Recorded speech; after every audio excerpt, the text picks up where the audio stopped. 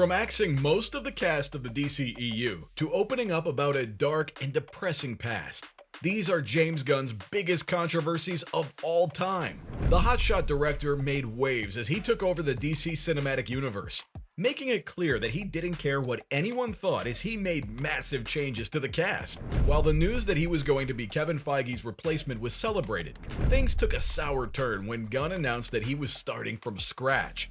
Fans were burned by the reveal, since Henry Cavill and Dwayne Johnson wouldn't continue as Superman and Black Adam. Gunn went on to fire Jason Momoa from his role as Aquaman too, although he's been given the choice to return to the DC universe as Lobo.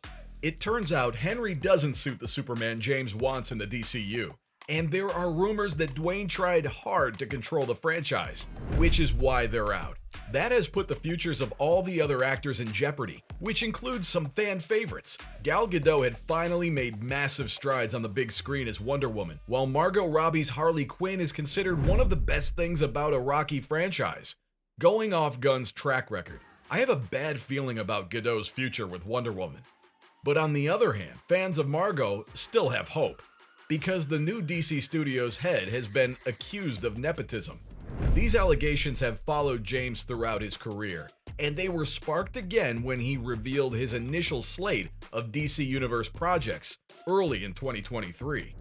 One of the shows on the slate was Waller, which continues the story of Peacemaker. Viola Davis is confirmed to reprise her role as the director of Argus, and it's an open secret that most of the remaining Peacemaker cast will be back, including John Cena as its unhinged hero. It's not that people don't love these characters, and they're glad to see the same actors continue their story, but this has raised the question of why these actors, out of all the actors in the DC Extended Universe, get to stick around. In the past, Gunn was accused of nepotism in the Marvel Cinematic Universe, and the truth is that if you're related to the director in any way, he'll find something for you to do in every single one of his movies. Take Sean Gunn, for example. He's in almost everything his brother has ever made, and his wife Jennifer Holland is getting similar benefits. James's only explanation for himself has been that Sean was famous before anyone knew who he was, since he made a name for himself on Gilmore Girls. Is that a good enough explanation? I'll let you decide. But it's time for me to move on to the next controversy, and that was his defense of the MCU.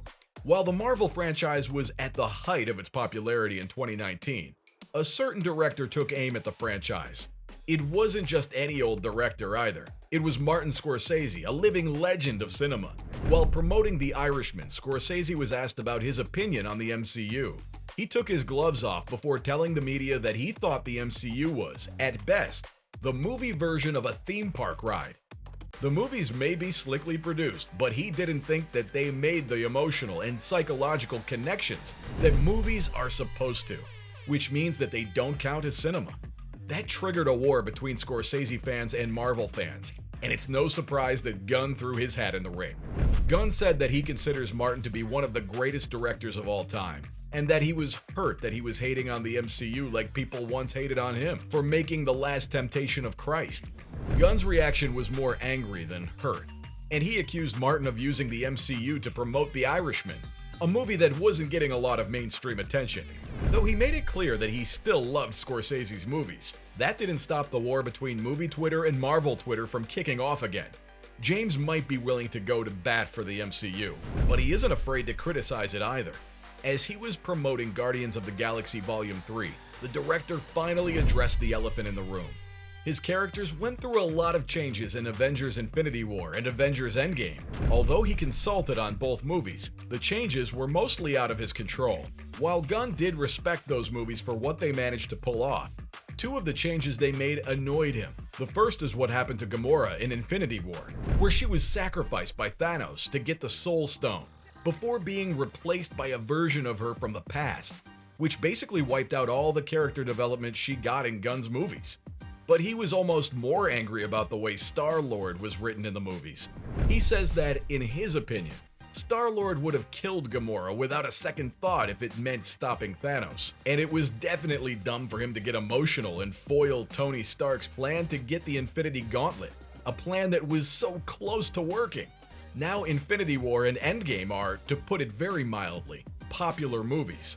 It's no wonder Gunn's criticism of them wasn't received very well by Marvel fans, who also disagreed with his alternative writing choices for the characters, arguing that Gunn somehow had the wrong read on the characters that he'd written. There's a reason why Gunn couldn't have more control over his characters, and that's because Disney fired him before those movies started shooting.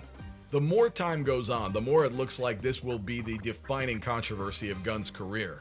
It's the one that set him down this road, that eventually led him to compete with the franchise that he did so much to elevate.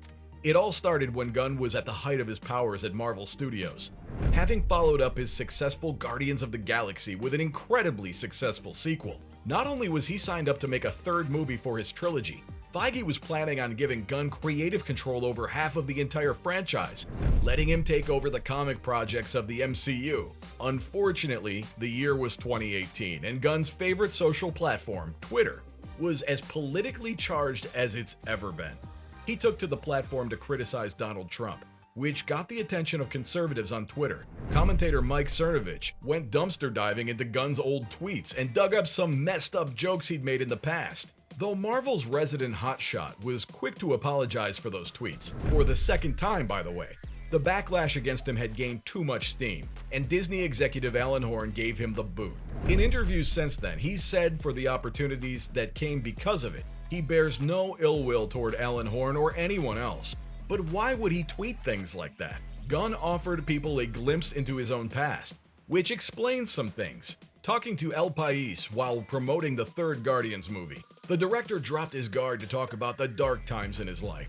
He spoke about how he suffered from alcoholism as a youth and says he was a drug addict. This isn't the first time he talked about these issues, as he opened up on Twitter in 2022. Saying that he used to be a violent teenager hooked on drugs. The first time that he hinted at these demons wasn't on Twitter. It was in a frank confession on Facebook in 2017, where he wrote about the loneliness he felt when he was younger.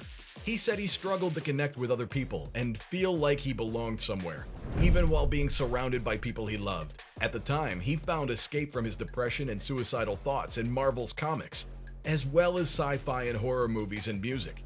Long term, he explains that it was the creative process of writing and making movies, not for the sake of money, but for the sake of the art that helped him pull out of that mental state.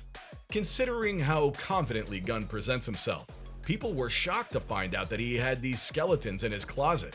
But it's good that he managed to work on himself, and we shouldn't think too much about the kind of person he was back then. So from a candid reveal about his history of drug abuse issues, to pissing off the fan base of the DC Extended Universe, those were James Gunn's biggest controversies of all time.